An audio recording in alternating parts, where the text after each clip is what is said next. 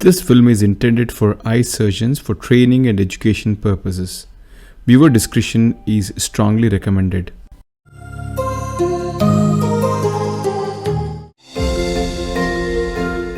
And this is a mature white cataract with a hard nucleus. The last two pieces are to be emulsified.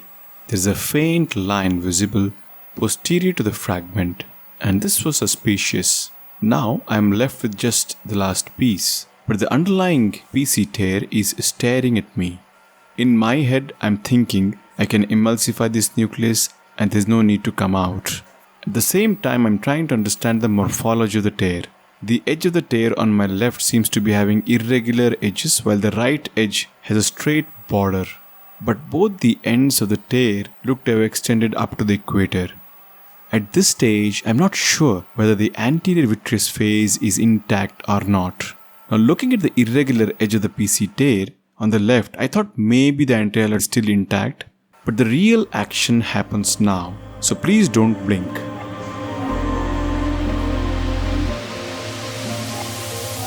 Did you see? It was like a bomb blast, except for the sound. So let me replay it. The phaco piece comes out and the AC shallows. Now, as the AC shallows, we can see a ring appearing.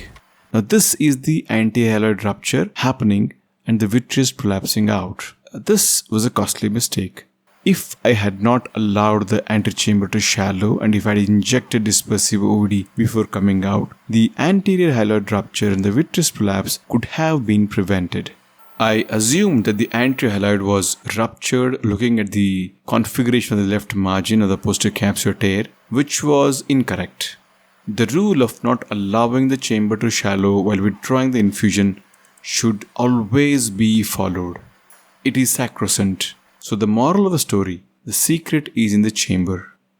Bimanual antivitrectomy is performed.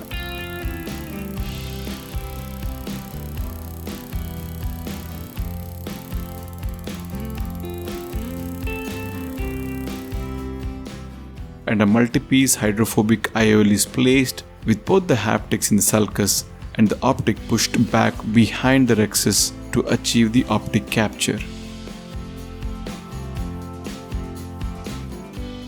The second case, again please don't blink.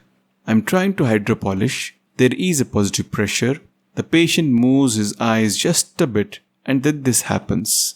Well, did you see what happened? Let me replay that. There's a small posterior capsular tear to begin with and then it enlarges. And after a second or two, there's another ring developing. This is the anterior hyaloid rupture and the vitreous prolapsing out. So this case teaches us that posterior capsular tear and the anterior hyaloid rupture are two independent entities. If we are alert, we can prevent the rupture of the anterior hyaloid in spite of having a PC tear. The only critical aspect is very early diagnosis of the PC tear. Now this is a case of a posterior polar cataract. The posterior capsule is broken, but the chamber is never allowed to shallow.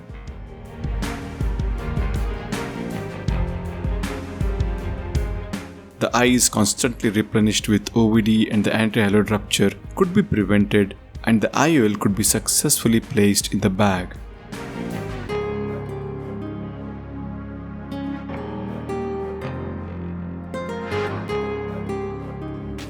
This is another case of a traumatic cataract with a pre-existing posterior capsular tear but an intact hyaloid.